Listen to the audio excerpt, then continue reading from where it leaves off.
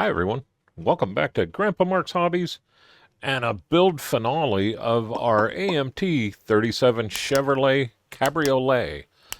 The group all took off for the day, and I decided I'm going to sneak this finale build in while they're gone. Um, I have people in the seats. She's not quite finished painted yet. Um, these two you've seen before, but I think they're going to stay with the build. They just, all three of them just fit in here really well. What a great kit. Um, we're building this kit for Tim. He's no longer with us, but he hooked me up with this, and I think he was here helping me the whole time, to be honest with you, because this kit went together fantastic. I only had a couple of problems, and they were because I made problems with it, but even those were easy. So if you see this kit around, you want to jump on it. This is what it came in a bag with this, so pretty much that would be what the box is you're looking for. I'm not sure if that's a side picture or the top, but the instructions are the old AMT ERTL instructions, and I'm pretty sure this is from 1980 or around there. And if it is, it's the one with the, this would be pink on the front of the box. But either way, it's the same kit. Decals might be different, but really, there's no real need for decals with this kit. I mean, this thing just looks good by itself. Now, it wasn't a rumble seat to start out. I did cut that out. I showed that to you in the video before. And it's easy to do. I mean, a couple hundred swipes with your panel cutter and a little sanding, and you're done. Now, the foam I got from Hobby Lobby, thanks to Steve, and then DG chimed in too, and they got me on the right path. I opted for using the thinner cushion for that, just because I was afraid with a thicker cushion, she would have been buried a little too close to the front, and I wanted to kind of show everything off. So I've had her for a little while. But the cushion went well. It painted, it quick shined, and it matched up everything. And you can even see that I kind of followed the lines that were in the back panel here that you can't see anymore because the cover's on. But they did follow suit. Now the bottom is just a piece of flat styrene that I painted up to match, and then I left the front open a little bit so the legs could fit in there. The sides, I used the foam to just to make wheel wells in there because it wasn't made to be a rumble seat, although it is a rumble seat setup with the hole in the top for the latch. It even came with the two steps on the side. I painted those the same color as the car. I want them to kind of disappear a little bit, but I did paint the tops with flat rubber or rubber black, just because they would have a little rubber on them. And this I haven't glued in. It's just kind of pressure fit between the two pieces of foam on the sides, and I'm good with that. I finally got the chance to make my McDonald's bag and put that in. Anyhow, the interior went together great. It fit up into the body great, even though I cut the glass off the sides because this was a wraparound. And remember, last update, I cut this part off, so that glass had to be removed. And I just cut it again, a million strokes with the panel liner until it was 99.9% through, and then I bent it into where I was cutting, and then it came right apart, and sanded it a little bit and tried to polish it out. The glass polished great. That had a bunch of scuff marks on it, and it polished out great just using Tamiya's polishing compound. I used the fine on it. I didn't even try the coarse, and it did very well and cleaned up. You can see it. It looks nice, perfectly clear now. So it was pretty fogged up just from being in the bag and everything, and it happens. No biggie. Um, I was debating on whether or not to put the windshield wipers uh, in the aluminum, and I just used a gel pen because I did decide we're going to use it. So just used my gel pen that I've used that long. I think I've had it for like 6 years now. I got it off of Amazon somewhere. Um, and I did. I ended up using them and putting the windshield wipers on. But what was cool is I already had it painted black. So when I did the windshield wipers, if you look, you can see the rubber blades up against the windows. It just worked out that way. Trust me, I didn't think of that at all. The front end came out and looks bad to the bone with that purple and everything, and it polished out well. The new gallery paints, the clear coat, will polish well with the Tamiya polishing compound.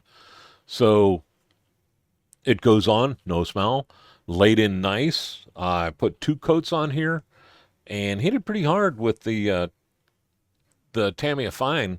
Since I had it out with the glass, I went over this too just to see what had happened, and it went well. I'm going to display this with the top on. I love this look. This just came out so good.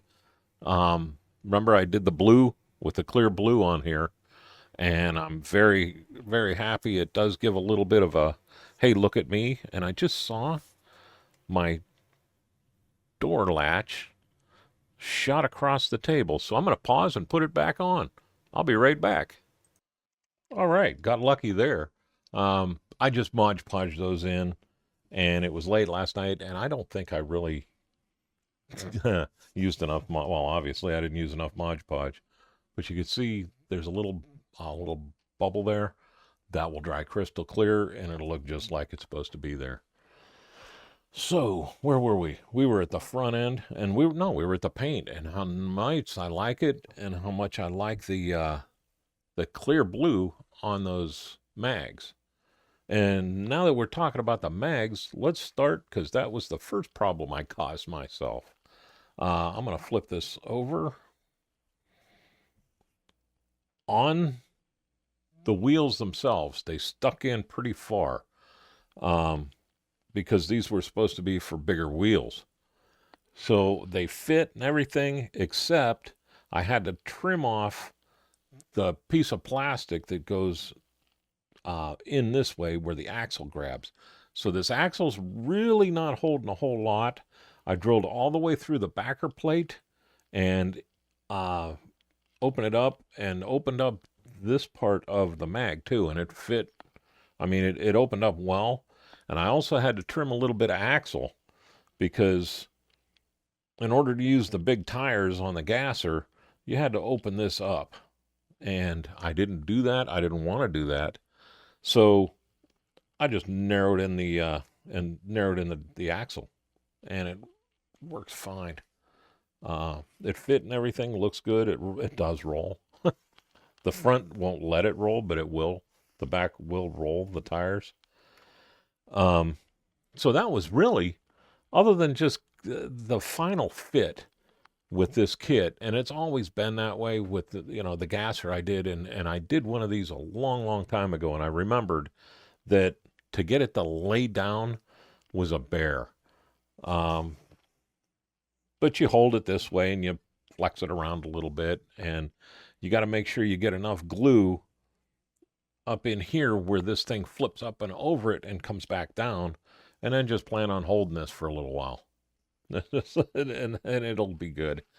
But when you are before paint and everything, I recommend taking this body and seeing how it fits on there. And if it's really super tight, because they seems like they all are. If they're really super tight, get it in some hot water and flex those sides out a little bit until it goes on with just a little tiny bit of tension. You don't want a whole lot, and you don't want it to drop on, because if it drops on, it's going to go too far. So, and there's no place to glue it then. So you want to make it to where it just has a little bit of grab to it, and then it'll grab a hold of that glue. And when you hold it this way, it'll be fine. And like I said, it was only 5 minutes. I was watching a movie while I was doing it. So the body went together well. The one other thing that I had, and I'll pull it up and we'll start with the engine here. Um, the air cleaner sat too tall. Not sure why. I'm in on the motor mounts on here. I'm good on the back. Everything lined up. But this thing was quite a bit too tall. I had to use my 180 grit sandpaper to sand that down until it got to where the hood wasn't hitting. Not quite sure why it was like that. But it took, a couple minutes, and that's just all part of it. I had to drill the hole a little bit bigger inside and everything, so it dropped down because I sanded most of the hole away. But, it's no big deal. It's all part of building models, make sure everything fits. It's just I didn't expect that, so I was making everything fit right at the very end when this was already painted and everything, and that was already painted. But when I put it on, I looked at it and I'm like, that's looking like it's sitting a little high. So I test fitted the hood, which I built solid. I didn't put on the ornament. I didn't want it on there. That was just a little too much. And the other thing you see is I didn't put the braces on here. I had them on, test fitting them and everything. And the more I looked at it, the more I was like, I don't like it. So I didn't put it on this one. I do have it on the gasser. Probably put it on the other one when I do go and build that. But this is more of a custom build. So I just kind of left them off, and it's not going to hurt me. I figure the way they build it, they made it to where they don't have to have that to where it's in the way. Since we got the engine open, the only thing I did to this is I added a fuel line and a little tiny bit of linkage so that it can go back and at least be attached to the frame or to the body. And then on the other side, the only thing I did was added the plug wires, and I did add a radiator hose because the one that came with the kit went somewhere. I'm gonna be honest, it went plink and it disappeared. Now you can see all the fuel filter and everything in there, and all that, the oil fill, the starter, the everything's here was here. Even the distributor is the distributor for the kit. I just shaved off the top, drilled the holes in it around. Took about a half an hour, but it was worth it. The battery box is supposed to be on the bottom. I'm saying that it's hid up underneath the back seat because I didn't want that underneath. I wanted it more smooth. And then I didn't do any really painting of the firewall either. I kind of wanted it to look smooth too and clean. But everything else went great.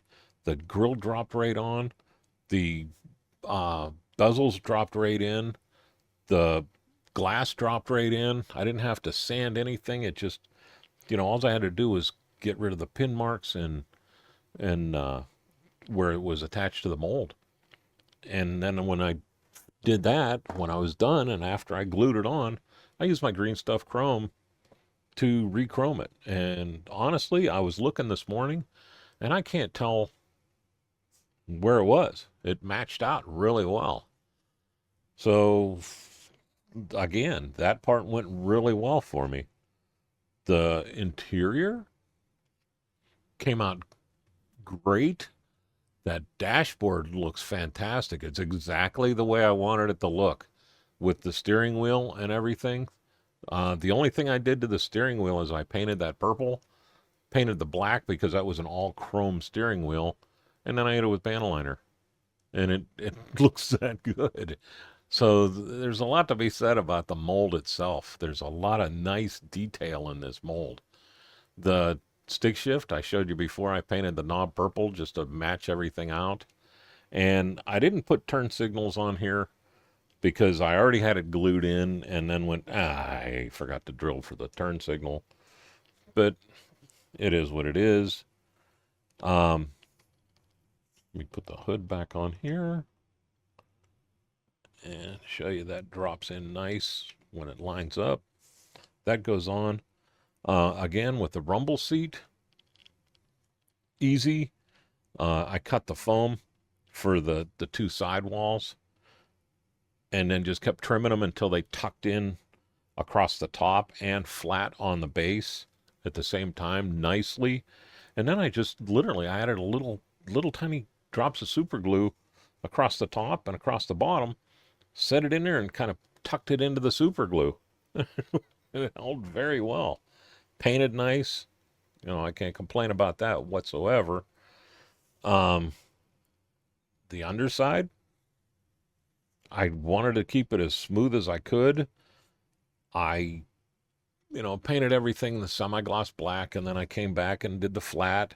I did do the fuel line that was molded in there. I just highlighted where it was molded, and then I'm going to say that it came across into the frame rail and went up the frame rail.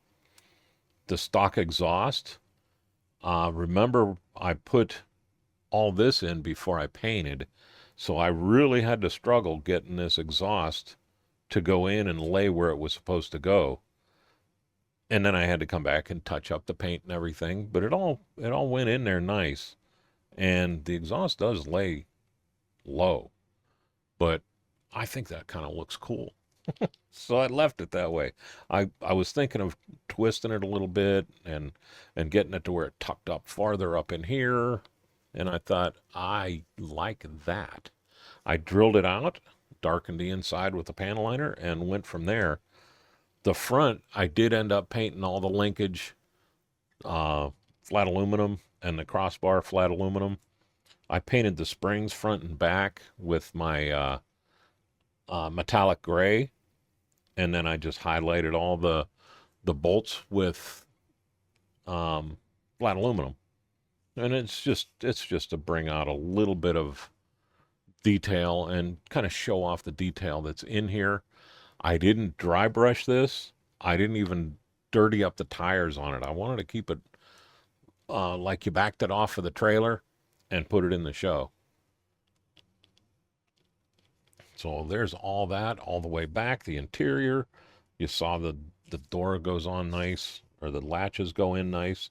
I didn't have to open them up or anything. They just go in, and that's about dry. See, it's gone. So let's go to the back here. I made a custom plate for Tim. Like I said, he's been helping me this whole build.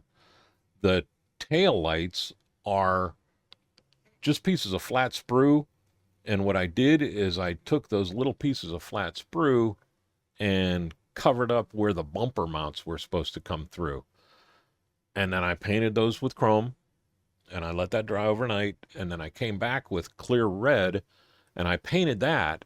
And you can't see it on the screen, but when those were beyond tacky but still not dry, I took my finger and I pushed it into the paint on both of them and made my fingerprint lines in that clear red, and that kind of made it look like the brakes would be. And now you can't see it on film, but they're there. Again, I drilled pretty dang deep into that exhaust to make that look good. And the license plate, I made it online, took it, put it into Photoshop, shrunk it down to 124 scale, and printed out on my new printer. And boy, does that thing print nice. It really did. The plate. I didn't know where to put one. Like I have the steps here for the rumble seat. The gas can or the gas fill was supposed to go here. Didn't like it. Um, it looks okay on the gasser. I didn't like it here, but I did want to put these in so you could get up into the rumble seat. And I didn't, since I had these in for the taillights, I didn't put the taillight bracket on here. Really not a fan of that look anyhow. And that's where the license plate was supposed to go. So I found a license plate bracket that, believe it or not, had that chrome piece in the back already. So I've sanded the one side flat and got it to where it's kind of taking the shape of the back and Mod Podge that on. And I'm saying that this is going to be like the old 1974 Firebird, where you tilt that up and the gas, or tilt it down and the gas fill can is right there. And that gets it to where I don't have to have that thing sitting on the side over here, where I didn't like that look anyhow. So and everything fell together with that too. That plate, I think, looks pretty stinking good where it is. The latch on the rumble seat was already drilled out. I didn't have to do anything. It fit on there great. And like I said, no problems at all. It went together great. Uh, and I had a ball doing this. So let's stop here. And first off, we'll say thanks to Gallery for everything that they do. If you're going to get anything, their new paints will be out in August. So that's right around the corner here. Use my coupon code, Grandpa Mark, and you'll get 10% off for your whole order. Let's thank our veterans, our active duty members, and our first responders for putting their necks out on the line every day for us. I salute each and every one of you and thank you. And with that, how about if we start the music? So you all have a great day, a better tomorrow, and thank you very much for watching.